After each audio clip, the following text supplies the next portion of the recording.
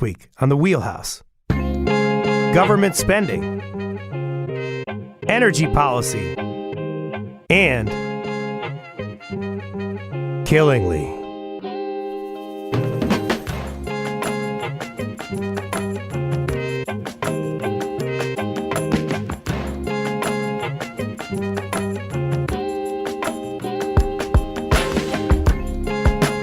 For Connecticut Public, I'm Frankie Graziano. This is The Wheelhouse, the show that connects politics to the people.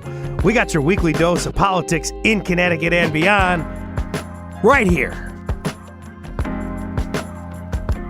Well, they finally did it. Last night, the U.S. House passed a funding bill to avoid a government shutdown, at least temporarily. Sorry to add that caveat, folks. The bill now adds to the Senate, which is expected to pass it by week's end. On The Wheelhouse today, we're going to talk about the nature of the bill, whether the resolution is permanent this time, and how all of it trickles down to Connecticut. A little later, we'll check in on how the state is doing with several energy initiatives, including curbing car emissions. But first, for the past 4 years, Killingly's been a political case study on what happens when school board hopefuls run on an ultra-conservative agenda and actually get elected. You may have heard about the Killingly School Board initially because of a mascot. In 2019, Republicans overtook the board. Their platform: restore a school nickname that Native Americans and students at large find offensive. But it became more about a name on a sports jersey. And eventually the school board was on the hot seat for also failing to provide adequate mental health services for children. Our first guest has been all over it since she moved to Connecticut a couple of years ago. And might I add, thank God she did, with the important service that you do for all of us here in Connecticut. Here is in studio to my left, Ginny Monk, Connecticut Mirror's award-winning children's issues and housing reporter. Thanks, Frankie. I'm glad to be here. Was that too much, that intro? Exciting to have you. Talking to you about Thanksgiving before we were on the air, so I was excited about that. So now I have to kind of focus in on what matters, which is children's issues here in Killingly, and maybe the ultimate school board to talk about when we talk about the politicalization of school boards in America. Let's start with the big news. Democrats flipped Killingly School Board in the municipal elections earlier this month. Tell us what went down on Election Day. Yeah, so 6 of the 9 school board positions were up. Each party put up 4 candidates, and all 4 of the Democratic candidates won. Democrats actually took an interesting approach in Killingly, and they put up 1 registered Republican as a candidate and 1 unaffiliated party member as a candidate. And that's what you think got the job done, was going with what did that signify? Yeah, I think they were sort of going for a push, saying we're putting up candidates, prioritizing people over party. And I think that resonated with voters. And additionally, the school board has really stirred up a lot of controversy the last few years. And a lot of people in Killingly are unhappy with that.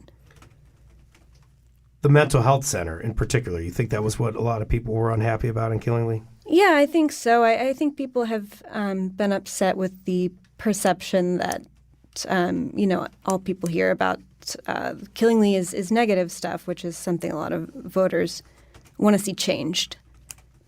888-720-9677, the number to call if you want to join us on The Wheelhouse today. 888-720-9677. Ginny Monk of the Connecticut Mirror is with us to talk about Killingly, that negative perception that there was of Killingly. A number of controversies plaguing the school board in the last year or so. Starting with, obviously, the most important one, the student mental health. Remind us of what did, or I guess did not happen in terms of providing mental health support for Killingly students. Yeah, so Killingly had an opportunity to offer a grant-funded school-based health center, which would have offered some therapeutic services for kids in the school. And I'll add, too, that the kids were surveyed and they demonstrated a pretty hefty mental health need. They were saying we need more help at school. Is that quantifiable? Like, is there an amount of students that say, when you say hefty? They did a survey, and there was a high number of students who had considered suicide. Right, the need was there. Kids were saying that we need this, and the school board voted down the grant-funded health center and eventually implemented a couple of different measures from the original proposal, but the folks have filed a complaint with the state and say that what they're offering is not sufficient.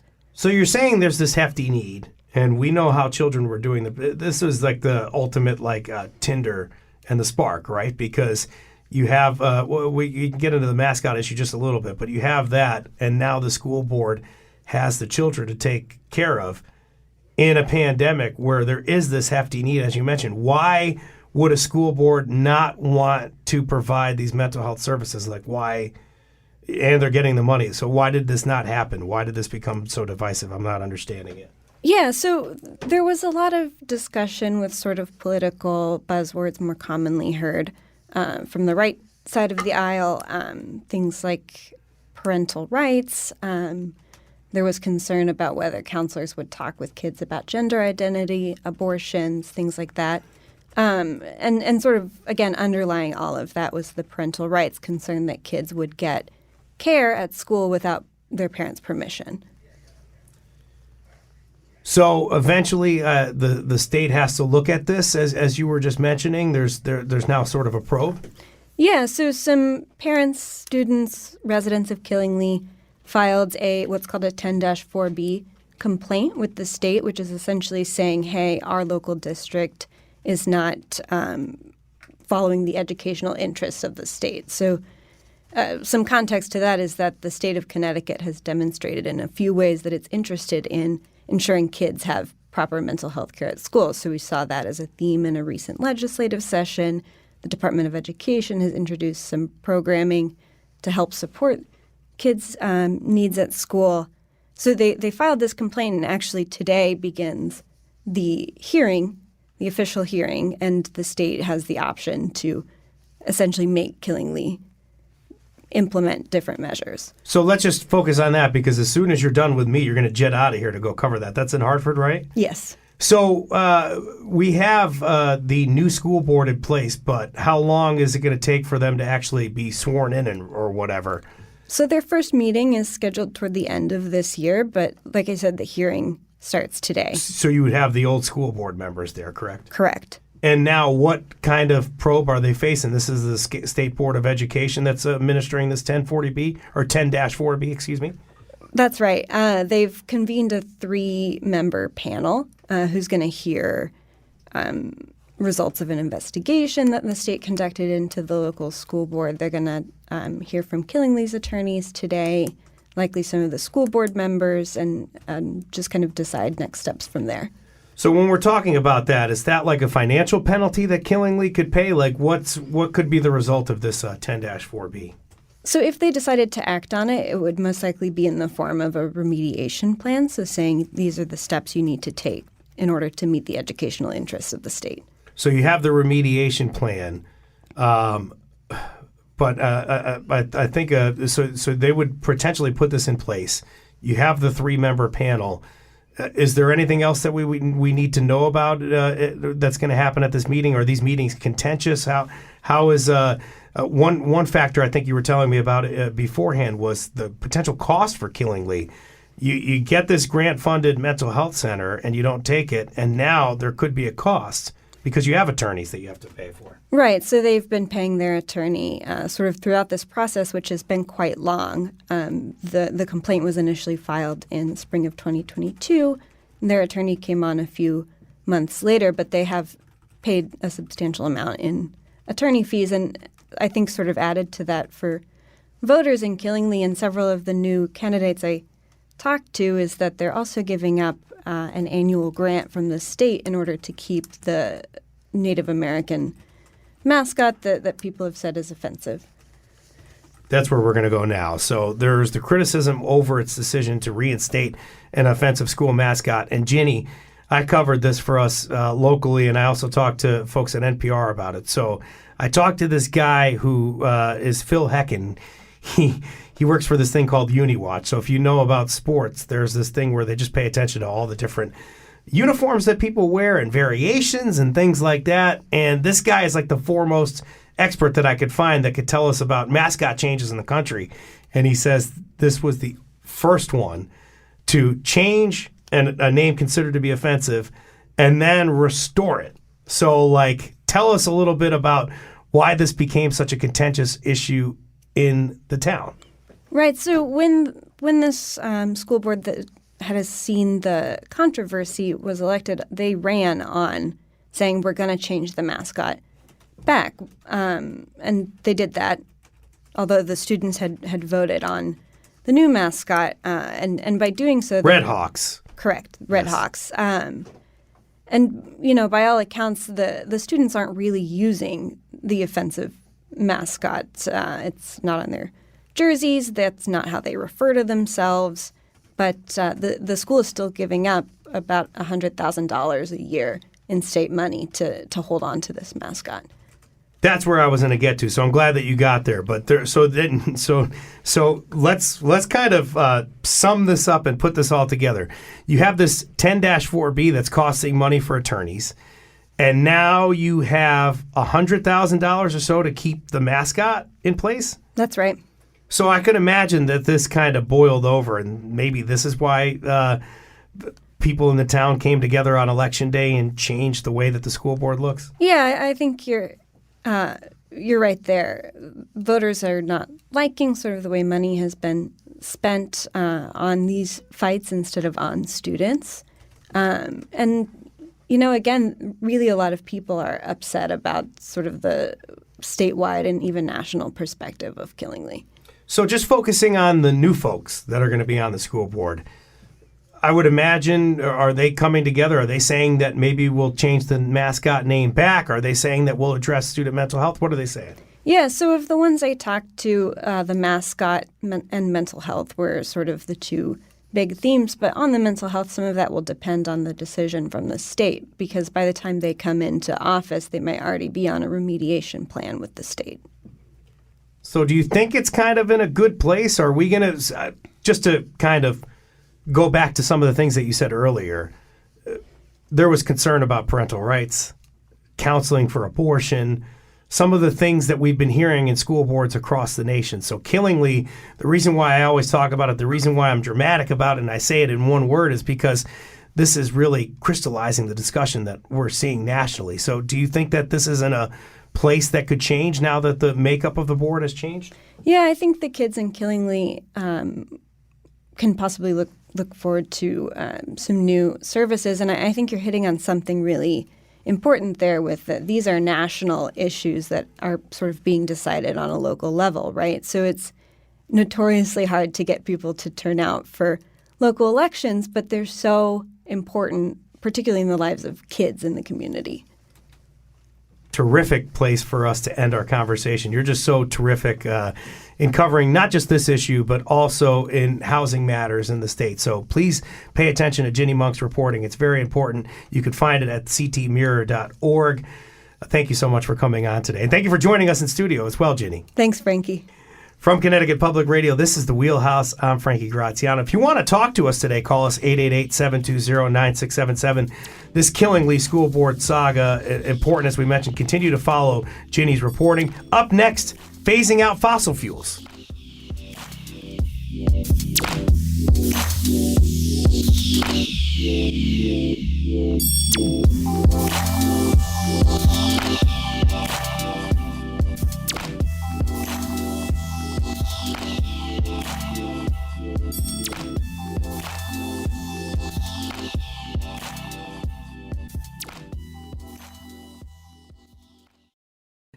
This is The Wheelhouse from Connecticut Public Radio. I'm Frankie Graziano. Going to move on now from school boards to energy policy. Here in Connecticut, there are a lot of developments on all things energy, from food scrap diversion to mattress recycling. But the one on everyone's minds involves weaning Connecticut drivers off of gasoline. The Lamont administration has set a goal to curb vehicle emissions to zero by 2035, but not everyone's happy about it. For more on all this, we're joined by a good friend of the show, Connecticut Mirror's Capitol Bureau Chief, Mark Pazniokas. Good morning, Mark. Good morning. Everybody's trying to get off the gas here in Connecticut. Well, America has long had a love affair with the automobile. Muscle cars. And absolutely. And there's a lot of emotion in this, as well as some serious public policy stuff about whether or not the market will be ready by 2035. That is the target. By the way, it's not just Connecticut. The federal government already has put out a proposal that by 2032, they're looking to reduce gasoline-powered car sales by 2/3. And people hear the target year of 2035 a lot. It's not just government, it's industry. General Motors, for example, has said by 2035 they will not be selling gasoline-powered trucks and cars anymore. The European Union, all across Europe, there will not be new car and truck sales of vehicles powered by internal combustion engines in 2035. So what Connecticut has done, Connecticut has long followed what are called the California standards. And very simply, California was allowed because California had air regulations prior to the creation of the Clean Air Act or the Environmental Protection Agency. And so they were allowed because of the peculiarities of geography and air pollution problems in California to have tougher standards. So other states were given the option. You can either go by the federal standards or California. What the federal government did not want, what Congress did not want, was 50 different standards, which would make industry crazy, understandably so. So those have been the choices. Federal rules, California rules. Connecticut has been one of the 17 states playing by California rules, and that includes now adopting the updated standards in California, which indeed set a deadline of 2035 to end the new car and new truck sales of gasoline-powered vehicles. By the way, people need to know, you don't have to make your gas-powered car, your muscle car, go away in 2035. We're going to have gas-powered vehicles for a long, long time. I mean, the new car market. I can still have my Hemi. I can still have my Shelby. You can. And in fact, I don't have those cars, folks. Yeah. I'm just being fun with Pats here. Go ahead.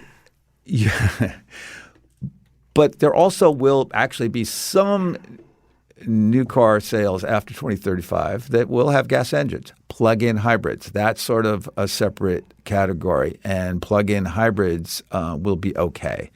So if you're not ready for full electric in 2035, you can get what I have right now, which is a plug-in hybrid, which is kind of, to me, the best of both worlds. It's for local driving, I'm all electric, but if I go on the road, I don't have to worry about plugging in. We're going to continue this interview from Mark Paz's car right after this, but Paz, just let's push into these Connecticut proposed regulations. You got into some of them. Just keep continue to talk about what Connecticut's kind of proposing. So you're talking about fully phasing out the sale of electric vehicle or by gasoline vehicles, by 2035. Yes, and it's new car. This is a restriction on manufacturers. It's what manufacturers can send to their dealerships in Connecticut in 2035. The car dealers, by the way, have not objected to this. The statement I got from one of their executives was, hey, whatever they make, we'll sell. I mean, it's that simple to them. The market is heading this way. Industry is leaning that way. There's a lot of government nudging in that way. So will it absolutely be the drop dead day in 2035 that you're not going to be able to buy a new car that's powered by gas in 2035. Obviously there's a lot of time between now and then. There's an opportunity to adjust course if all of a sudden people discover that the grid cannot handle, that many electric vehicles. But again, it's not like on one day there's going to be 100,000 new electric vehicles and suddenly the grid's going to, this is going to be a gradual thing. And that is the intent of this, to have this phase in. Gradual, emphasis on gradual there. Well, so right now it's about 7% of new car sales are electric vehicles. And that doesn't sound like much, but that is more than double what it was 2 years earlier. I think it was 3%. So you can see the trend, where the trend is going. And the hope is battery technology gets better and prices come down. Yep. And that's an important thing. I want to kind of follow up on asking you about what this looks like, not necessarily, I guess, on one day in 2035, but I'm going to have a friend, I guess, in Southbury that's going to ask you this similar question. Doris, go ahead. What do you have this morning for Mark Pasniokis of the Connecticut Mirror? Yes, hi. If everybody buys an electric car like you're just talking about, and they trade in their gas-guzzling cars, what is going to happen with all those cars that are traded in? Are they going to be recycled or thrown in a junk pile? Or Nope. That's a lot of metal and everything else that goes along with it. No, that's not what's going to happen. They're going to Thank you for calling us, Doris. You'll be able to sell it like you can sell a used car now. So that's what my point is. Gas-powered vehicle is going to be with us for a long, long time because, yes, it's not like these things are going to be pulled off the road. And, yeah, you'll be able to trade them in. And the dealers are not going to be prohibited from selling used cars. Again, what is going to happen in 2035, it's only new vehicles that it's what the manufacturers can or cannot send to Connecticut in 2035. So again, you can drive your gas powered car, you maintain it, you can drive it forever as long as it's running. I appreciate that kind of candor that you had with our caller. That's what Doris is experiencing, what I do when I go out on the road and I cover topics and I go to these kind of news conferences, and Paz is there. Paz is always having these very honest questions that he asks lawmakers. That's why I really respect Paz more than I But Doris had a good question. Yes, you did have a good question. Doris Absolutely. had a great question because people want to know what does it mean and what are the ramifications. And, look, we haven't got to it, but there's political controversy here about should Connecticut go forward with adopting these regulations? Can I just, before we get there, can you talk to me about the regulations, how they would? So I'm an auto dealership in Connecticut. You're saying that pretty much whatever they get, they're cool to sell. But is there any impact that they're talking about here before we get to the controversy lawmakers are having here? Are dealerships kind of weighing in? These are fairly complicated, but the impact is pretty straightforward. As the car dealers explained to me and as the Department of Energy and Environmental Protection and others say, this is really the impact. You're dealing with free market forces, right? That's the X factor. Will prices come down? Because that's, Doris asked about the used cars, but other people have asked, quite understandably about price. A lot of the first electric vehicles that came out were very expensive. The prices have come down. There are models that are more in keeping with the median new car sales price, particularly when you add on some of the tax credits. I have a small SUV, and it's with the tax credit, it was the same price as a quote-unquote regular hybrid as opposed to a plug-in hybrid. So, again, this is dynamic. I would not discount people's concerns about price because, again, these things do tend to be more expensive. Does this hinge on trucks? Because we've seen Elon Musk try to come out with one. Ford had a Lightning pickup. There's all kinds of lines to get these vehicles and things like that. I don't even think Elon Musk's has come out, but trucks particularly we're talking about the neighborhood of $50,000, $60,000, $70,000. Teslas are expensive. The prices come down a little bit, but does this hinge on trucks? I guess. Well, there are a lot of pickup trucks that are at $50,000, just the gas-powered ones, right? I mean, some of these pickup trucks, the larger ones, have become very expensive. But yeah, there are supply chain issues. There's a question of is there the capacity to produce enough batteries, which is why you're talking about, a 12-year buildup. GM and some of the other manufacturers are investing in these facilities now. They're building them now. But, again, there's a lot that goes into this about the question of will the market be fully ready in 2035? So there's that 12-year buildup. Is it the same thing with diesel trucks? Are they starting to try to find a way to curb diesel gas emissions? We've seen this in the past. This was a big thing that came up. The that's come up in recent years since we had the war in Ukraine. The price of diesel gasoline has skyrocketed. Have there been any initiatives to kind of pare back, I guess, the use of diesel fuels? I believe there are. Are we on a similar timeline with that? I believe they are covered. Yes, that it's the idea of going that the new vehicle market would be all electric in 2035. That would include what are now diesels. Now, I will say it does not apply to construction stuff, to that heavy. So there are some lines where you get to certain sizes of vehicles where I think we're certainly going to have continued diesel stuff. But I am not comfortable in going into great detail. That's fair. All right. So we just hinted that not everybody's on board with these regulations. Tell us about the backlash. So it's a serious political issue, and in fact, the Republicans in the General Assembly are going to have a press conference today to call for a pause. So what is supposed to happen right now? There is, even though Connecticut follows the California standards, it's not all on autopilot. As California changes its standards, the Commissioner of Energy and Environmental Protection is authorized to amend Connecticut's regulations to keep Connecticut in line with California. And the way that works is the commissioner puts forward regulations. She did. There was a public hearing process, a lot of public comments filed, both pro and con. And the legislature has a committee. It's an unusual committee. It's called the Regulation Review Committee. And unlike the other legislative committees, this one is 50-50 as far as Republicans and Democrats, even though Democrats have significant majorities in both chambers. So this is a venue in which the Republicans are on equal footing with the Democrats.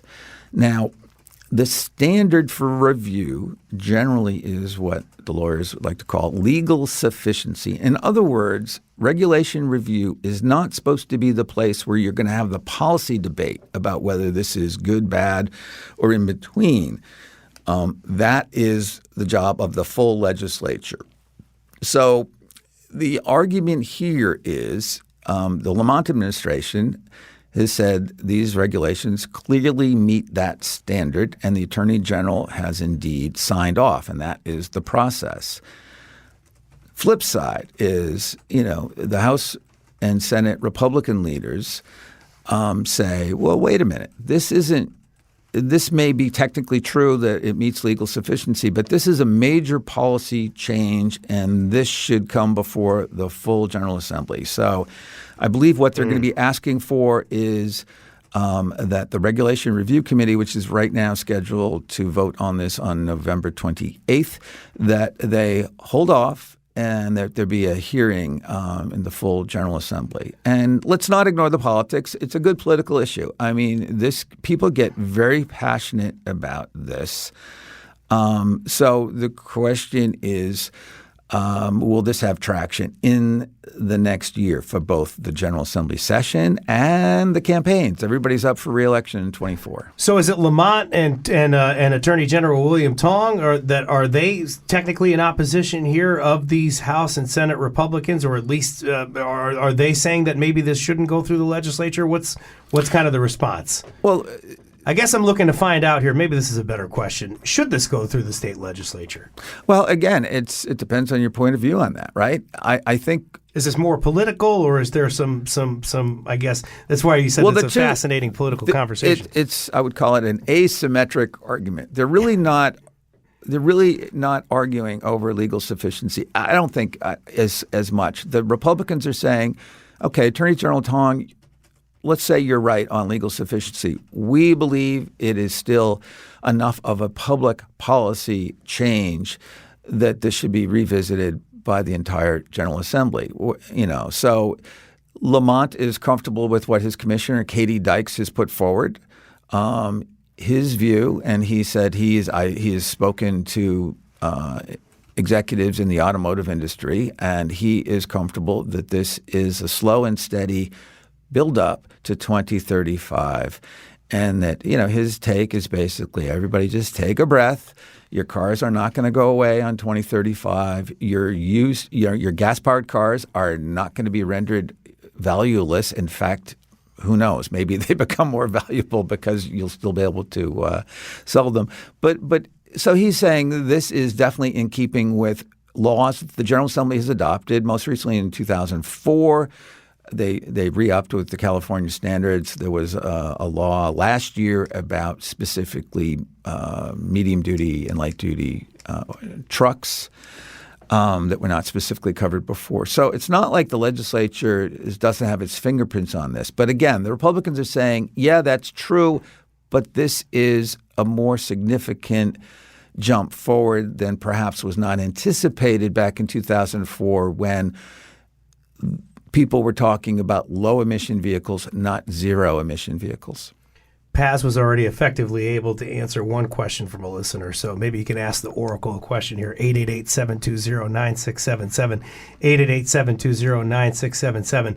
Hey, help me pin down in some fashion. I'm not necessarily sure that you're knocking on doors like Mayor Ganim in Bridgeport or something like that, talking to people, but help me understand where residents fall on this. Is there some kind of lobby that has formed? Have people showed up to public hearings? Are people screaming on Facebook? What are people in the state saying about this? Can you help me kind of get some kind of idea on how people feel? Yes, with the proviso, I have not seen detailed polling in Connecticut. Detailed polling. But the public comment period for the regs, most of it was in writing, people submitting things. And it was a mixed bag. A lot of the comments in opposition, they were form letters that were organized. There was some of that on the pro side. You had certainly the Sierra Club urging its people to make a case. There's a religious coalition that is involved in this in favor of saving the planet, as they say. And then there were also, the fossil fuel industry had comments in. They're not big on this. And then there were people who put in their own comments who were opposed. I'm not going to say it was all a put-up thing. I wouldn't say that. So you did hear from some regular kind of people that were not organized. Absolutely. And you see it on social media, although some of it is, you always have to kind of take with a grain of salt what that really reflects. But you certainly see memes on social media that are concerns about where the mining that occurs to get the materials that you need for the lithium batteries, for example, fire hazards. The data is that there is a proportion. There are not more EV vehicle fires as there are gas-powered. But when they catch fire, they burn very hot. So, people are concerned about that. People are concerned about if you're in an apartment. Are you going to have access to recharge, right? That kind of very practical stuff. I mean, there's a lot that needs to happen between now and 2035 to get to a point where people realistically, everybody, whether you live in an apartment or live in a house, can own one of these and plug them in at night. Representative Candelora, maybe it's Senator Kelly. What kind of – so we talked about them wanting to go through the legislature. How far can they go on this? Do they have other avenues to try to push William Tong and the governor here into trying to get this through the legislature? Can they go to court, that kind of thing? What exists to them? They probably cannot. I mean, you can always go to court, but the legal sufficiency seems to be there. But look, you can always challenge it. There's no question. And the fossil fuel industry certainly hinted at that. You can seek legislation. Now, they're in the minority. And when you're in the minority, you have power to play defense. In other words, to stop things from going forward that you don't like. And that happened last year. On the Environment Committee, there was some cross-party concerns about the aggressive stance that the Lamont administration took on solid waste disposal, and that didn't go forward because there was concerns about how aggressive Connecticut should be about making a move to new forms of technology to get rid of trash. Right now, Connecticut, it's either burned or shipped out of state, and a lot of it's being shipped out of states. But that's a whole nother thing. Well, we're going to try to talk about Okay. it in like 2 minutes at the end of this, but we'll see if we can do it. But just let me button up this conversation. You got the 11 a.m. today. First of all, fossil fuel industry, really quickly, is that anybody local or is that usually national players? It's API, the American Petroleum Institute, I believe is the formal name. Okay, so that okay, and then at 11 o'clock today, I imagine that who's putting this on together? You're going to this? Yes, Representative Candelora, the House Republican leader, and Senator Kevin Kelly, the Senate Republican leader, and others are holding a press conference to basically call for a pause to say, Regulation Review Committee, don't act on this. Look, by the way, if the Republicans are unified on this, if they pick up one Democratic vote because it's a 50-50 committee, they can stop it. And Senator Kathy Austin, who's from Eastern Connecticut, a Democrat, in the story I did in October, she expressed some serious reservations about going forward with this at this time. So they could prevail at the Regulation Review Committee because, again, they are on equal footing with the Democrats. If it's a tie vote, that doesn't kill it. It delays it. There's I believe, a 65-day period in which it would be delayed, and then the regulations would take effect. So they need an affirmative vote. They need to coax at least one Democrat to their side and vote down the regulations. Paz is going to be covering this news conference, and I would imagine that something will pop up on ctmirror.org either later today or tomorrow on this. Of course, the genesis of this was this article that he wrote about the fight that Connecticut's about to have on curbing gas emissions, as is happening throughout the country. Hey, really quickly, while I have you here, do you think this is going to become a wedge issue in 2024? Is this something that people are going to care about statewide, or It's yes. It definitely has the potential of being a wedge issue because the truck legislation I referenced, there was only one Republican, Senator Tony Long in Fairfield, who voted for it, which is a stark departure from previous clean air bills that were really bipartisan, going back to 2004 and even in the 90s. And oh, by the way, the two presidents most associated with the Clean Air Act and the ability of California to have these stricter standards, Ronald Reagan was the governor of California when California went down this road. And Richard Nixon was the president when not only did he sign the Clean Air Act, but specifically said, California should be able to have stricter standards. So this, once upon a time, this was a completely bipartisan issue. It has become increasingly partisan, so we'll see how that unfolds next year. All right. And something else we got to talk about with next year is something you just hinted at. All this money that municipalities are going to have to pay for tipping fees because of food scrap diversion. Well, excuse me, now they're going to have to do food scrap diversion maybe because it costs so much money to send this garbage out of state. We can't talk about that now. We can't talk about extended producer responsibility because we're out of time. But I think I'm going to ask you about this on December 6th. Okay. You going to be with me on December 6th in Hartford? I'm going to be with you. But what I can say, there's not going to be a lot happening on trash because the Lamont— You don't think so? The Lamont administration was spanked pretty hard. I think you're going to see them take another crack at organic diversion, right? Food stuff. But extended producer, I don't think so because it was quite clear that this General Assembly is not ready to do that. And until we have some new people there or the tipping costs get so crazy that the municipalities suddenly say, let's revisit this. Or they have to raise taxes for people because of the tipping fees. Join Mark, myself, Dr. Bilal Siku, and WFSB News Channel 3's Susan Raff in Hartford on December 6th. I just alluded to it. Can't wait to see Mark there. That's right. It's the Wheelhouse Live. The four of us are going to look back on the year in politics in Connecticut and across the country. And then we're going to peer into a crystal ball to find out what's in store for 2024. That's right. Paz is going to tell you who's going to win the 2024 U.S. presidential election. I'm kidding. Get your tickets for our December 6th live show in Hartford at ctpublic.org/Frankie. That's ctpublic.org/FRANKIE. Thank you, Paz, for coming on. My pleasure. We're going to be joined next by Lisa Hagen, and we're going to talk about the federal government shutdown and avoiding it.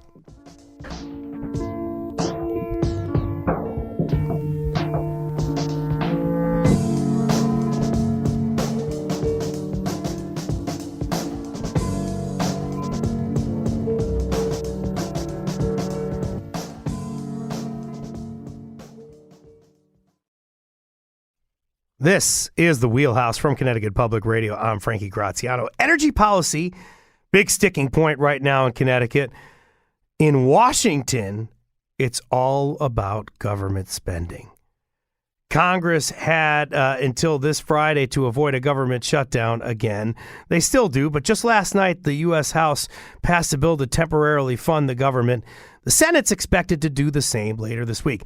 Very fluid situation. I'm glad to have a good friend of the Wheelhouse, good friend of mine, Lisa Hagen. You're joining me from Washington, D.C., not from Hartford, Connecticut, though. Yes, from D.C. Good to see you, Frankie. You see how sad I am when I don't have you in person? Next time.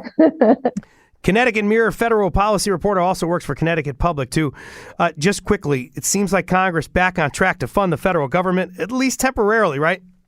Yes, very unlikely at this point that we would see a government shutdown. Obviously, as you alluded to, everything is fluid, but House passed it last night. Senate could vote as early as today, possibly up until the deadline on Friday. That's, again, very fluid. It depends on when they're going to be able to schedule a vote and if every senator will allow it to move quickly. So, yes, very low chances of a shutdown. But this will basically bring it all back up again very early next year. So we'll get through the holidays, get through the new year, but kind of by mid-January, this is going to face Congress again, and then it's going to happen twice, where they're going to have to deal with two different deadlines. Newish House Speaker Mike Johnson is the driving force behind the funding bill. Can you tell me about his approach? Maybe his approach versus a Kevin McCarthy? Yeah. At the end of the day, this really did look pretty similar to what Kevin McCarthy did, which is pretty remarkable because they basically pushed through a short-term funding bill known as a continuing resolution. That's what got Kevin McCarthy ousted in the first place. And everyone who was running to replace him, including Mike Johnson, acknowledged the fact that they were going to have to do this again, that they were not going to be able to negotiate a much broader, longer-term spending deal. And so Mike Johnson basically did what Kevin McCarthy did, albeit the big difference was that he did this laddered approach or a two-tier, two-step approach. No one in Congress has really seen this before. So that's what I was alluding to before, is that two deadlines, January 19th, February 2nd, different agencies will run out of money at that point. So a few agencies will run out on January 19th, and then we'll be back at it again, basically several weeks later, trying to fund the rest of the agencies. So that was a little bit of a sticking point, but Democrats ultimately got on board because everyone did not want to shut down before the holidays. What does the support for the funding bill look like among Republicans, and what are Democrats in Congress saying about it? So basically, because that they had to rely on a short-term funding bill again, Republicans didn't have support from their entire party. So basically, Democrats ended up stepping in yesterday, and I think it was more Democrats voting for the bill than Republicans yesterday. A lot of conservative Republicans wanted this laddered two deadline approach. They ended up coming out against it. I'm not sure if it was because the bill didn't include spending cuts. So it was, again, kind of a compromise, if you want to call it. I mean, both parties ended up pushing this through, and I expect to see the same in the Senate at some point this week. Can you drill into the hardline conservatives here just a little bit more? We had the famous or infamous, I guess, 8 that were against Kevin McCarthy in the early round. I even watched CNN last night, and I heard something about a straight shot to the kidneys or something like that. I don't know what the heck is going on. But can you help crystallize this conversation very quickly to help us understand what's going on with hardline conservatives here and what they're thinking? Yeah. Well, again, as you mentioned, tensions are extremely high at this point. I mean, Republicans managed, a very small group, 8, managed to oust Kevin McCarthy. And so they wanted new leadership. But again, at least as of this point, everything has looked sort of similar to what Kevin McCarthy did, again, with Speaker Johnson. I expect by, come next year, the approach will look a little bit different. But it's hard to say exactly what they want. I mean, they definitely want spending cuts. They don't want the government to be spending all this money, particularly on domestic programs. But again, this approach that they took to government funding ended up being something that a lot of conservatives wanted and then ultimately voted against. So I'm really curious to see what negotiations look like next year, because I imagine Mike Johnson is going to have to go with his party. And this is something he supports too, is again, taking those, steeper cuts to funding. But again, you need Democrats to pass anything. You need votes in both parties to pass anything through Congress. So I'm really curious to see what the government funding fight and negotiations look like early next year. Lisa, just to underscore this, you're talking about a January 19th deadline and then another one in February? Yes. Yeah. So 3 or 4 agencies will be funded up until January 19th, and then they will have to figure out an approach from there.